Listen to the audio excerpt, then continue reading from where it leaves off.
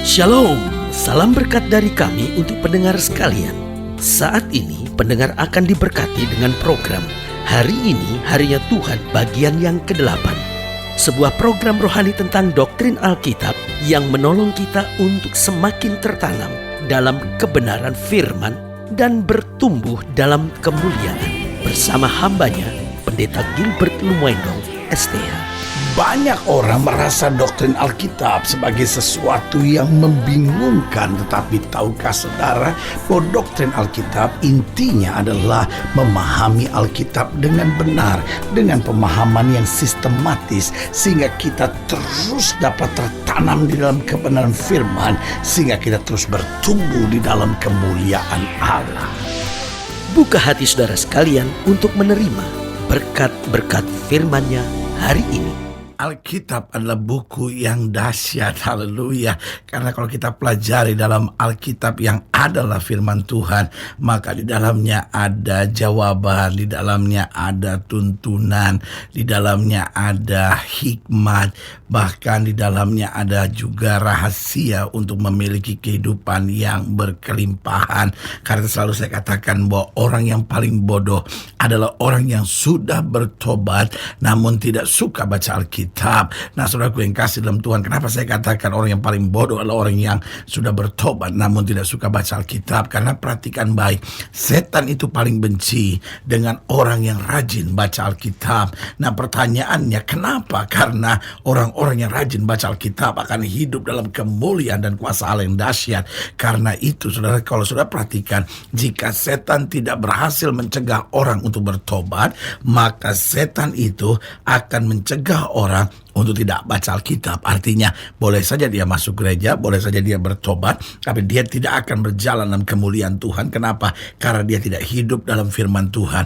Makanya Alkitab bilang, kalau kamu tinggal dalam aku dan firmanku tinggal dalam kamu, minta apa saja aku akan memberikan kepadamu. Karena kita pelajari beberapa hal penting tentang orang-orang yang setia dalam firman. Yang pertama, orang-orang yang setia dengan firman, hidupnya penuh kuasa.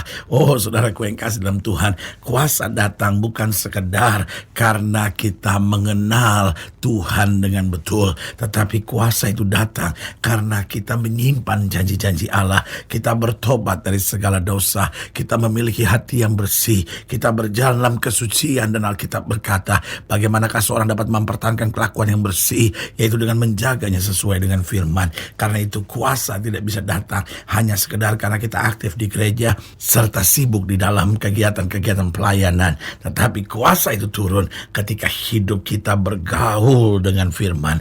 Jadi saudara yang kasih dalam Tuhan, orang yang setia dengan firman, yang pertama hidupnya penuh kuasa, yang kedua jalan-jalannya penuh dengan berkat. Artinya apa? Orang kalau hidup dengan firman, dia tidak miring ke kiri maupun miring ke kanan, dia berjalan seturut dengan firman Tuhan, dia berjalan seturut dengan rencana Tuhan, maka jalan hidupnya pasti akan diberkati. Kenapa? Seringkali kita nggak bisa diberkati karena jalan kita ikut cara dunia. Saudaraku yang kasih dalam Tuhan, dunia bisa menawarkan sesuatu yang awalnya indah, tapi ujungnya membawa kita pada kehancuran. Tetapi jalan bersama Tuhan awalnya kelihatan penuh tantangan dan air mata, tetapi di akhirnya ada jalan yang penuh sukacita. Haleluya. Jadi ingat, yang pertama, orang yang setia dengan Alkitab, orang yang setia dengan firman, hidupnya penuh kuasa. Yang kedua, hidupnya penuh berkat. Yang ketiga, hidupnya akan menjadi saksi Tuhan. Kenapa? Karena orang-orang yang setia dengan firman Tuhan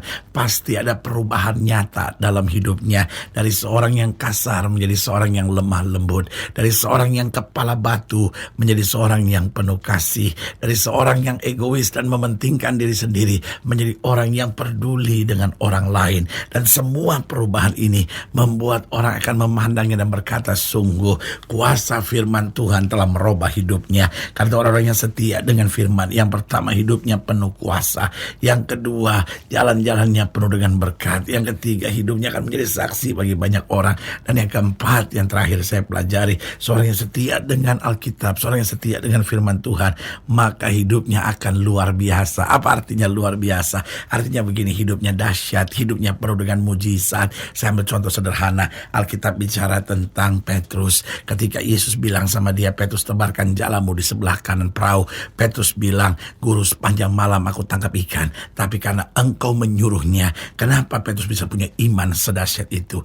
Jangan lupa, beberapa saat sebelum peristiwa Yesus menyuruh Petrus menolakkan perahunya ke tempat yang dalam, Petrus sedang mendengar Yesus mengajarkan firman kepada banyak orang, dan itu diterima oleh Petrus. Petrus mengimaninya, dan apa yang terjadi ketika dia tebarkan jalannya di sebelah kanan perahu, 153 ekor ditangkap. Alkitab berkata sampai perahunya hampir tenggelam, jalannya koyak. Saudaraku yang kasih dalam Tuhan, dari sini kita pelajari bahwa orang-orang yang setia dengan firman Tuhan, hidupnya akan mengalami hal-hal yang luar biasa. Haleluya. Selamat datang dalam program kita hari ini, Harinya Tuhan, sebuah program rohani yang kembali mengingatkan kepada kita betapa pentingnya kita menjadikan firman Tuhan sebagai dasar keseharian hidup kita. Karena selama kita menjadikan firman Tuhan sebagai dasar keseharian hidup kita, langkah-langkah ke depan kita penuh dengan kepastian, kemenangan, berkat, mujizat, dan perkara-perkara besar. Haleluya. Dan dalam program ini kita sedang membahas tentang memakan firman.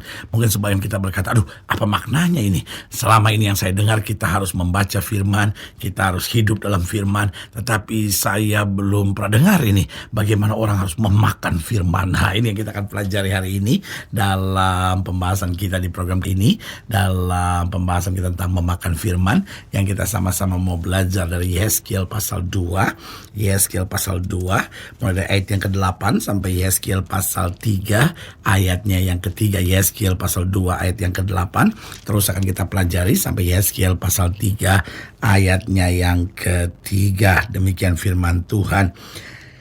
Dan engkau, anak manusia, dengarlah apa yang kufirmankan kepadamu. Janganlah memberontak seperti kaum pemberontak ini.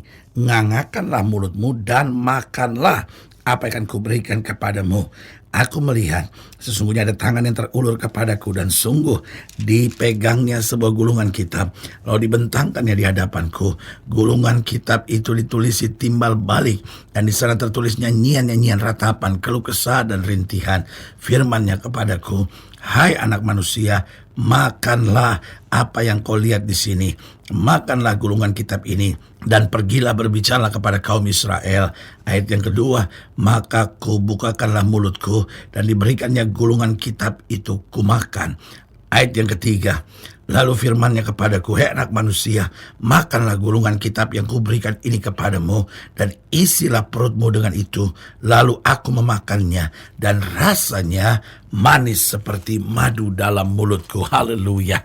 Nah, saudaraku yang kasih dalam Tuhan, Yesaya mendapat panggilan dari Tuhan yang sangat unik. Kenapa saya katakan sangat unik? Karena tiba-tiba Tuhan memperlihatkan firman kepadanya. Lalu ketika dia mempelajari, merenungkan, dan menerimanya, apa yang terjadi? Kemudian Tuhan suruh buka mulutnya. Lalu Tuhan memberikan firman ini untuk dimakan. Nah, pertanyaannya, mengapa firman Tuhan seperti makanan? Bukankah Yesus berkata, manusia hidup bukan dari roti saja, tapi dari setiap firman yang keluar dari mulutnya Allah. Nah, mengapa firman seperti makanan? Yang pertama, karena firman Tuhan adalah kebutuhan mutlak. Saudaraku yang kasih dalam Tuhan, tidak bisa orang hidup tanpa makan.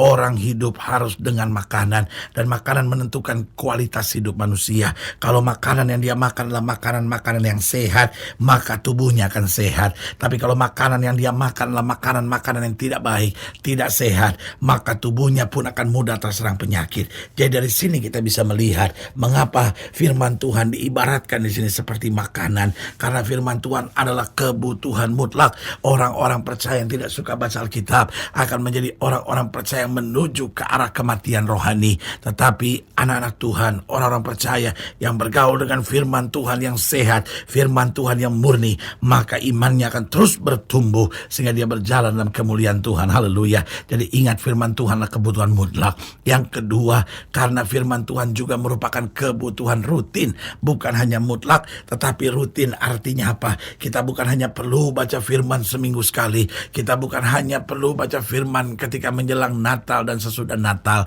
tetapi kita memerlukan firman setiap saat dalam hidup kita, karena setiap hari firman Tuhan akan memberi damai sejahtera, kekuatan, sukacita, serta arah yang tepat dalam hidup ini. Haleluya. Yang ketiga, mengapa firman Tuhan diibaratkan seperti makanan?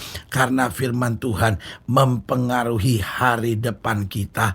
Tahukah saudara bahwa makanan mempengaruhi pertumbuhan hidup seseorang? Coba saudara pelajari. Ada banyak orang yang berkata, iya ya pendeta, kenapa ya orang sekarang tuh tinggi-tinggi, orang sekarang cepat besar-besar gitu. Kenapa? Karena makanan sangat mempengaruhi. Saudaraku yang kasih dalam Tuhan, mungkin sekitar 20 tahun yang lalu kalau kita dengar orang Jepang, kita dengar orang China, itu rata-rata pendek-pendek badannya. Tapi sekarang pun tinggi-tinggi besar. Lihat pemain-pemain basket dari China, pemain-pemain basket dari Jepang, pemain-pemain voli mereka, semua tinggi-tinggi besar. Kenapa? Karena makanan akan mempengaruhinya. Begitupun iman kita. Kalau kita terus bertumbuh dalam firman, maka apa yang terjadi? Oh, kita tidak mudah digoncangkan. Karena pertumbuhan rohani kita sehat. Setan tidak punya kuasa dalam hidup kita. Haleluya.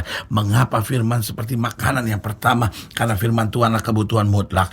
Yang kedua, karena firman Tuhanlah kebutuhan rutin. Yang ketiga, karena firman Tuhan mempengaruhi hari depan kita. Dan yang keempat, karena firman Tuhan selalu menguatkan. Saudara, orang kalau kurang makan, badannya menjadi lemas. Saudaraku, begitupun dalam iman Kristen. Kalau kita kurang firman, kita gampang terbujuk, kita gampang goyah, kita gampang kecewa, kita gampang sakit hati. Tapi kalau hidup kita terus-menerus melekat, menempel pada firman, maka badai besar sekalipun, angin ribut melanda sekalipun, kita berjalan tegak. Karena janji-janji firman Tuhan pasti akan digenapi dalam hidup setiap orang percaya. Haleluya. Saudaraku yang kasih dalam Tuhan, jika saudara ingin dilayani lebih jauh, hubungi kami melalui telepon, hubungi kami melalui surat, kunjungi website kami. Karena kami ada untuk membawa Bapak Ibu sudah senantiasa lebih dekat pada Tuhan dan mengalami kasih kuasa mujizat yang luar biasa. Secara khusus melalui program ini juga saya mau berdoa buat setiap saudara yang sakit, setiap saudara yang berbeban berat, karena saya percaya bahwa bagi Allah tidak ada perkara yang mustahil. Nah, saudara-saudara yang didoakan secara khusus, boleh taruh tangan kanan saudara di dada dan kita akan berdoa. Mari kita berdoa. Bapa, dalam nama Yesus, hamba doa buat yang sakit, hamba doa buat yang berbeban berat, hamba doa untuk setiap mereka sedang menghadapi masa-masa yang sukar, karena hamba percaya bahwa bagi Allah tidak ada perkara yang mustahil. Bapa, hamba berdoa di dalam nama Yesus, Tuhan jamah, yang sakit Tuhan sembuhkan, yang lemah Tuhan kuatkan, yang susah Tuhan hiburkan, yang jatuh Tuhan angkat. Bahkan mereka yang taruh tangan kanan di dada, karena mungkin selama ini jauh dari firman, gak suka baca Alkitab, hamba berdoa di dalam nama Yesus, Tuhan jamah, sehingga hidup kami senantiasa melekat pada firman dan berjalan dalam kemuliaan. Di dalam nama Yesus kami berdoa. Haleluya. Amin. Saudaraku yang kekasih dalam Tuhan, kita sudah berdoa. Ingat, tidak pernah Allah lalai menepati janjinya. Inilah saatnya buat kita untuk bangkit, bersemangat, bersukacita dalam menghadapi segala perkara. Karena kita tahu Yesus hidup, Yesus berkuasa, dan selalu menyediakan yang terbaik buat anak-anaknya. Doa saya menyertai saudara. Sampai berjumpa pada program berikut. Dan jangan lupa, jadikan hari ini harinya Tuhan. Haleluya.